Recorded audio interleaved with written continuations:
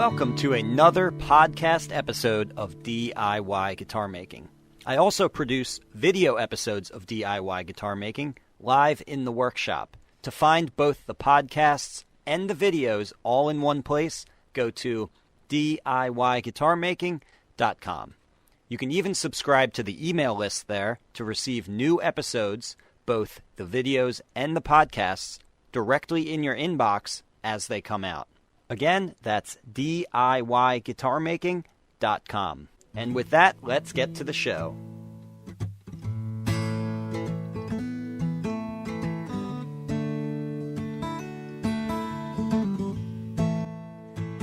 Hello, everyone. It has been a while since I last did a podcast here. It feels really good to be back behind the mic, and we've got a cool topic today. We're going to be discussing and really breaking down sort of a full guide here on the body sizes. You know, 00, 000, Orchestra Model, Dreadnought, Jumbo, that kind of stuff. Also, I'm trying something new with this episode. I've broken it down into chapters, so you'll hear me come on intermittently and in a nice cinematic voice say something like Chapter 4, and then explain what the chapter is. You'll hear the music will cue in, and you'll know that a chapter is coming. It's kind of a dorky thing, but I had a lot of fun setting up the podcast this way. I just feel like this makes this sort of dense content a little more digestible that way when it's broken down into its constituent parts like that. That's what I'm going for. That's the attempt. Let me know what you think of it. So anyway, without further ado, let's get to the first chapter.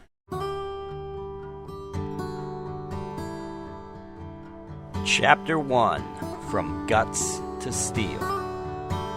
Okay, so just getting started here. First, a little bit of history is necessary to understand what we're getting ourselves into.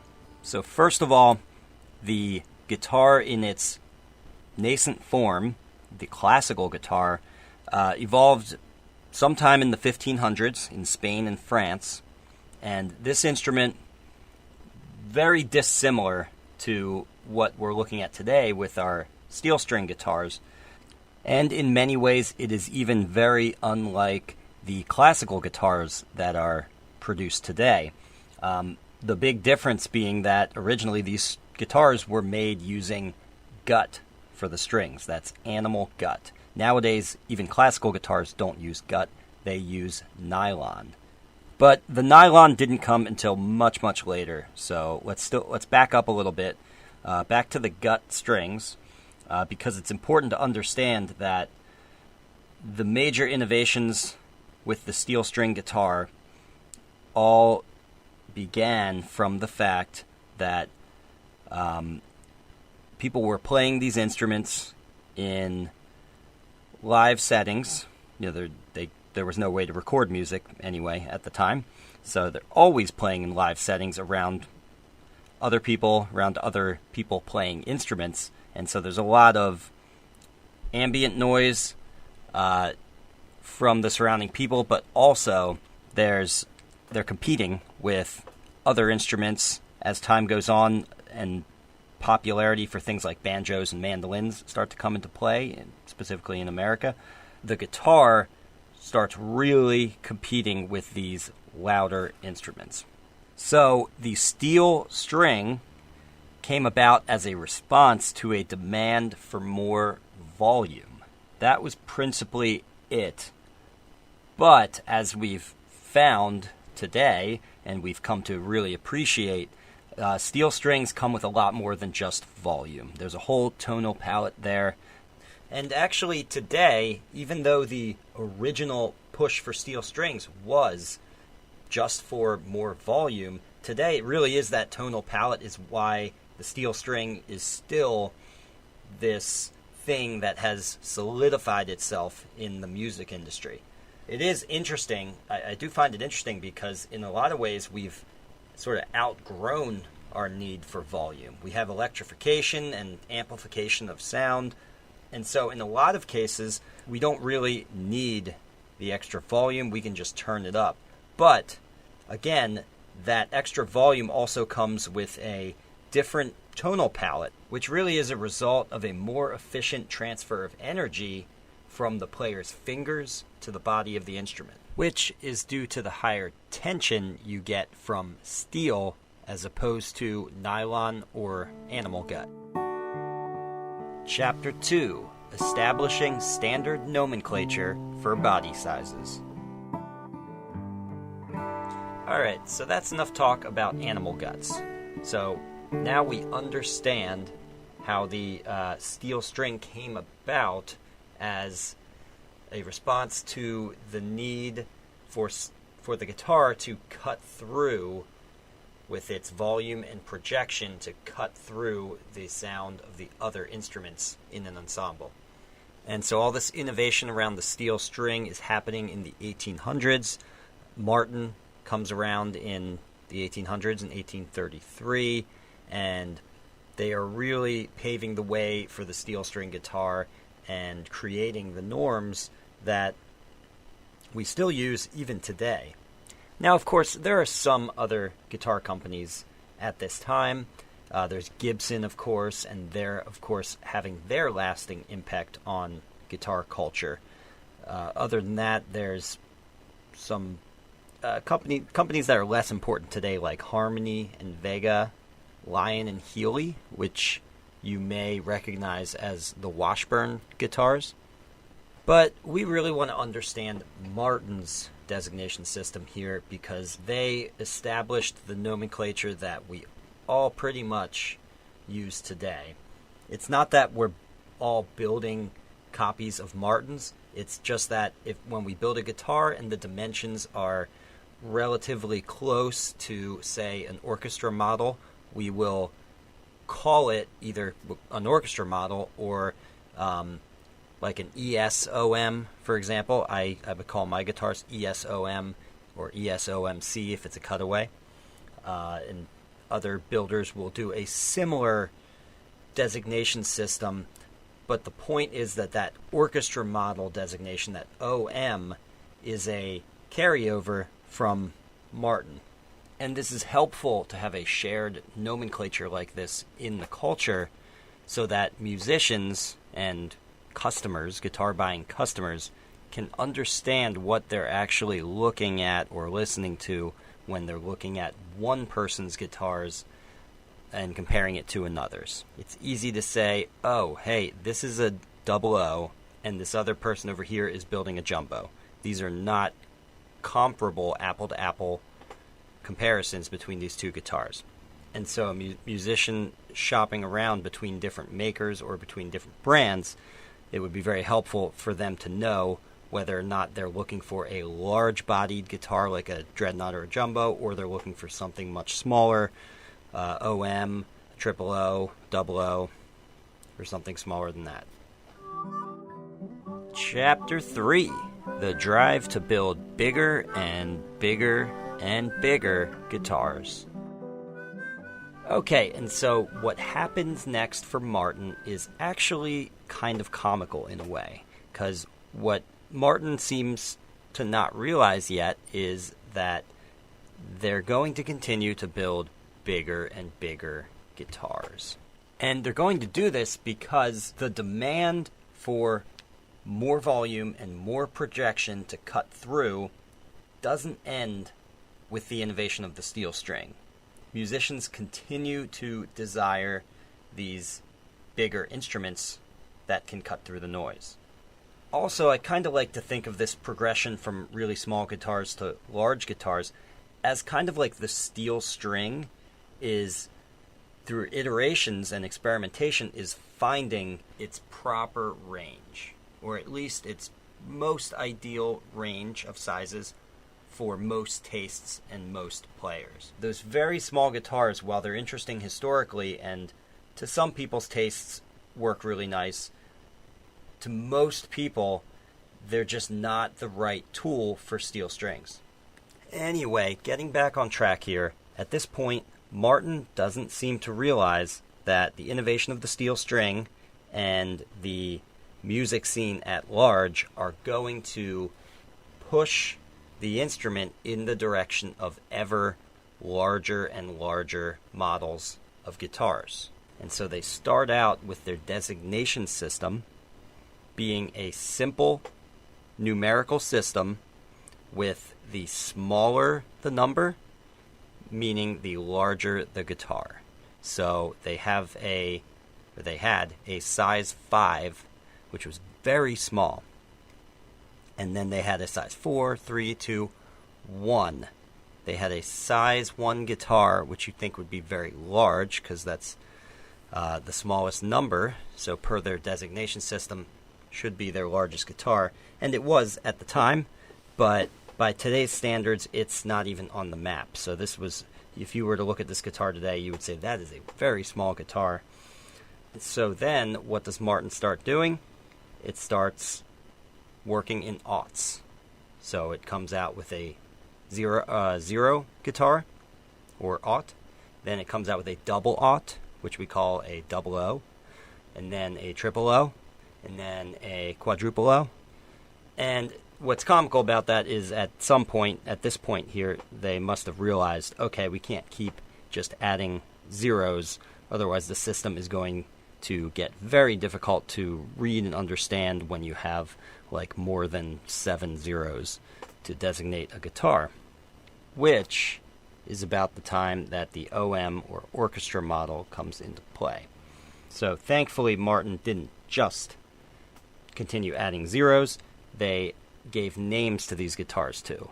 So the O is also called a concert, the double O is a grand concert, the triple O is also called Auditorium. There's a lesser talked about quadruple O, which is also designated as an M. Not sure why, but we'll just call it the quadruple O. That one's called a grand auditorium. And at that point, the O system stops before it gets really ridiculous, and they just give you the names.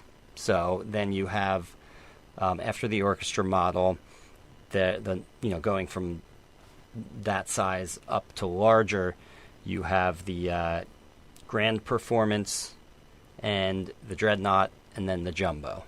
All right, so now just to repeat that back to you one more time, you've got, starting from the smallest to largest, you have the size 5 going down through to size 1. Then it goes aught, which is a concert, double aught, or double O, which is a grand concert, triple aught, which is an auditorium, quadruple aught, which is a grand auditorium, OM, which is your orchestra model, GP, grand performance, D, Dreadnought, J, Jumbo. Chapter 4, Trimming the Fat. Now, as luthiers, as guitar makers, this is really as far as we need to get in understanding their system. As you'll notice, if you look at the model names for their guitars, there will be extra letters and numbers associated with it. For example, you might see an HD28.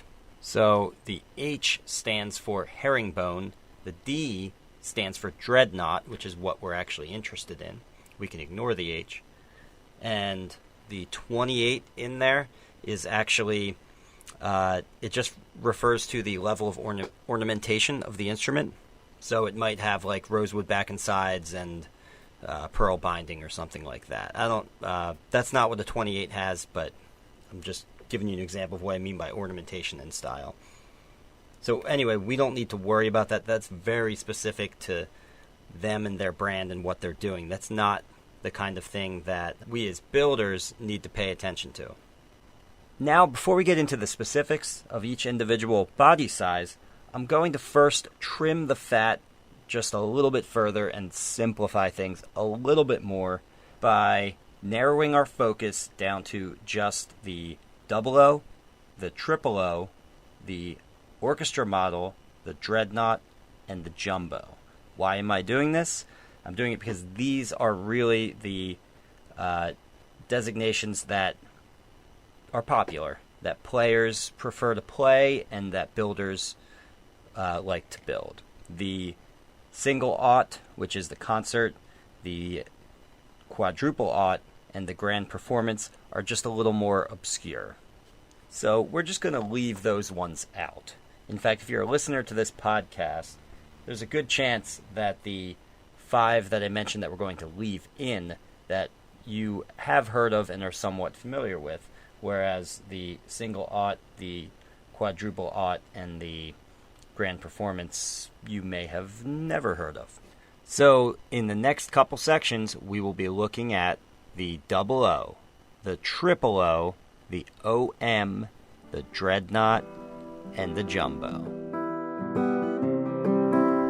Chapter 5, the Double O Grand Concert.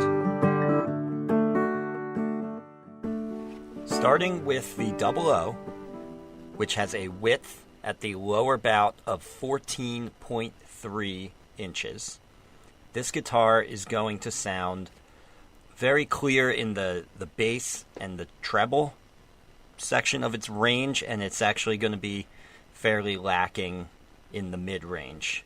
This is a generality, of course, and there are other things, like whether it's a 12th fret or a 14th fret model, that are going to affect things and complicate them further. But, what we're just trying to work in generalities here in order to understand this. Anyway, those dimensions, as I mentioned them, keep in mind I'm only going to mention the lower bout width, just because I feel like, every one of these models is going to have a different body depth as well. It's going to have a different body length, but we really just want to understand one dimension to notice how these guitars are getting larger, right? So we'll just stick with the lower bout measurement as our primary measurement. Chapter 6, the triple O and the OM. The triple O now is going to have, let me look it up. These are not numbers I keep in my head. The triple O width, the triple O is now 15 inches. So from the double O to the triple O, we've only gone up 0.7 inches. So not even an inch in size difference here. And you'll notice this as we progress through all the models here. There is no great jump in size here. It's actually very gradual. And even over the full range, from the smallest to the largest, it's not a dramatic change. These are subtle changes that do have fairly dramatic changes tonally and with the playability of the way the guitar just kind of feels in your lap as well. Now the OM, the Orchestra Model, is actually the same body size all around in all its dimensions as the triple O. The only difference here, and it is a meaningful difference for sure, is the scale length. So the OM is a long scale guitar. The long scale is 25.34 inches. You'll commonly see this referred to as 25.4 inches. They're the same thing.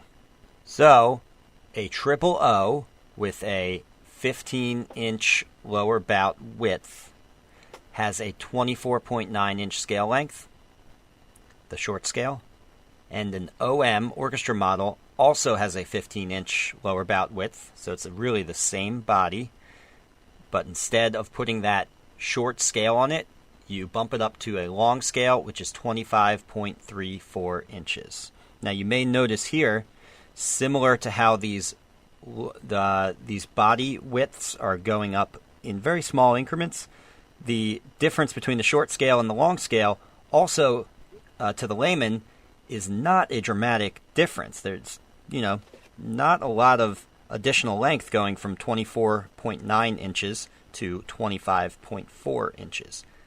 Subtle change there. But, once again, that subtle change has a non-trivial impact. What it does is lengthening that string, when you tune it to pitch, requires you to tune it to a greater tension to reach that same pitch, which has a dramatic impact on how the energy budget of those strings is used on that guitar. So you get a whole different tonal palette, you get more projection out of those strings. So there really is it's a big decision to make, either if you're building or buying a guitar, whether you are interested in short scale or long scale. It may be the first decision you should make. So really consider that one clearly. But anyway, getting back to the body sizes, going from the triple O to the OM is interesting because it's really not a jump in size. The body is the same. It's just the scale length that is the difference there. It's a very common question because people all the time notice that the body size is the same. So what's the difference?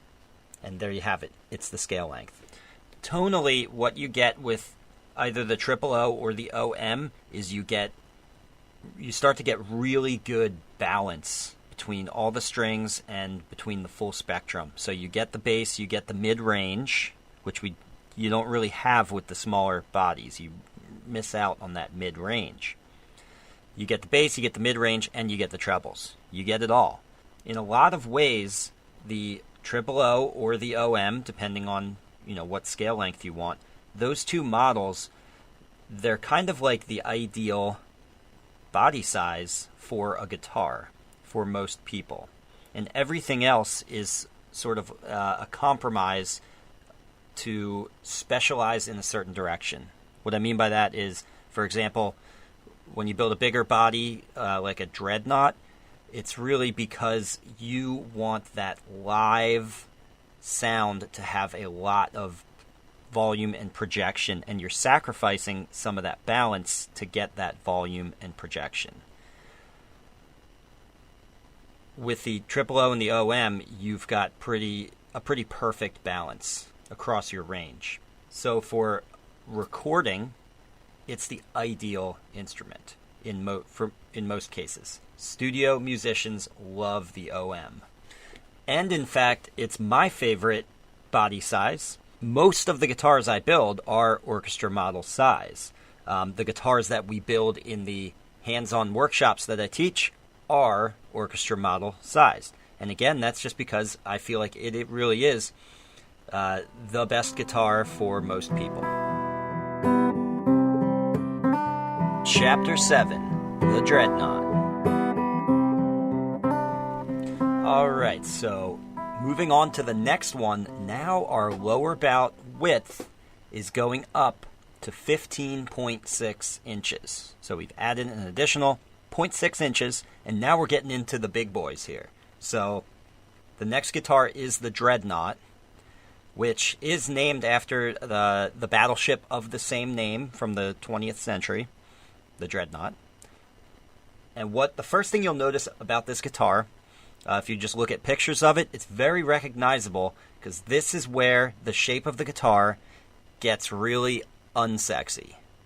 Yes, I said unsexy. If you look at the waist of the guitar, the waist is very undefined compared to all the other models where the waist is very curvy and it cups inward. If you haven't noticed before, the other models of the guitar have a very sort of female form to their shape. They've got the big hips and the very skinny waist. With the Dreadnought, it's actually a much more masculine shape with a very undefined waist. So that makes it the most recognizable from a distance of all the guitars. Now, sonically, this is the loudest of the instruments with the most cutting power and projection, which you might be surprised by because we have not reached the end of our list, our ascending in size list of guitars. We still have the Jumbo. And you would think the Jumbo would be the loudest, but you'd actually be wrong. The Dreadnought, because of that undefined waist, there's actually it really opens up the guitar. There's a lot of volume on the Dreadnought, even though its width across the lower bout is smaller than the Jumbo. The Jumbo has the curvy waist like the other guitars. So this guitar is really favored by the bluegrass community and really anyone who picks hard with a heavy attack, or is just trying to compete in a unmiked situation with banjos, mandolins, and other, the violin, the fiddle, which is the same thing, with other instruments that naturally have a lot of projection and ability to cut through the mix. But, as I mentioned before, everything comes at a cost. And so the Dreadnought is not the most balanced instrument. It's very bass heavy, which for some players is exactly what they want, but it just has to be exactly what you want. Or you are accepting the compromise for that projection and loudness. So if you want to have either a nicely balanced, rich tone all the way across with lots of overtones, you wouldn't necessarily look towards the Dreadnought.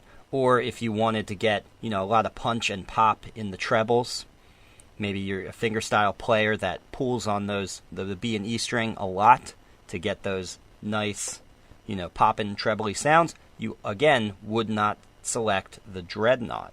But despite those limitations, the Dreadnought is a favorite for a lot of musicians across many genres. I mentioned bluegrass before, but also folk singer-songwriters. A lot of them like the OM for its balance, but a lot of them really like just the strumming power, the sheer power of the Dreadnought. Chapter 8, the Jumbo. So now lastly, finally, we're going to talk about the biggest of them all, the Jumbo. And as I mentioned before, it's not the loudest, though. A lot of people buy it because it's called the Jumbo, thinking this is going to be the loudest of all the guitars, and I want to be really freaking loud.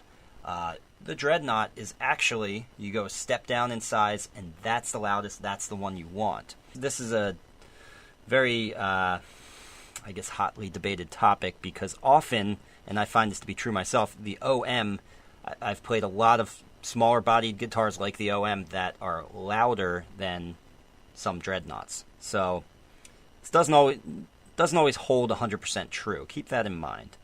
The best thing is to just play actual guitars, sit down with them, play them, and experience this for yourself.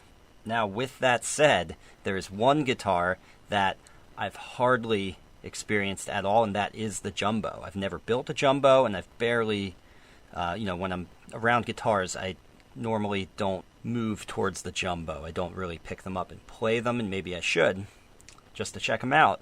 So I'm really going to kind of punt here on the sound of it, the tone, and I'm actually going to go off of what the internet says, and Martin Guitar themselves tells me that the Jumbo, brain fart there, the Jumbo has a rich projective tone with distinction between the treble and bass.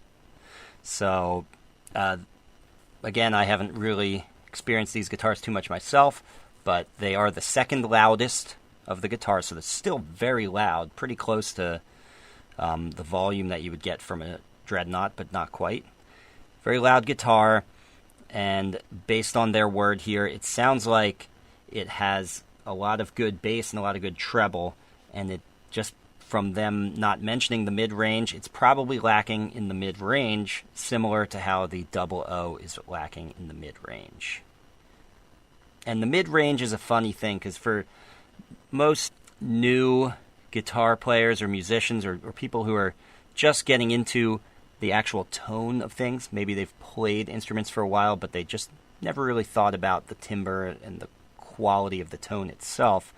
The mid-range is easy to overlook because we tend to think in terms of bassy and trebly, right? The two extremes. But the mid-range is what really adds the complexity of the sound when you play all the strings together. The term that comes to mind for me, the adjective that I like, is rich. It's really a richer sound when you include the mid-range. When you have really strong bass and really strong trebles, without that mid-range, it can sound a little cold. But for certain players and certain styles of music, you actually want to accentuate the bass and the trebles and leave the mid-range out of it. Okay, and so that really concludes it there. We covered a lot of ground here. We covered the history of Martin and those models, and then we got into the particulars of the models themselves. Again, those ones that we chose to look at were the 00, known as the Grand Concert, the 000, known as the Auditorium, the OM, which stands for Orchestra Model, the Dreadnought, and the Jumbo.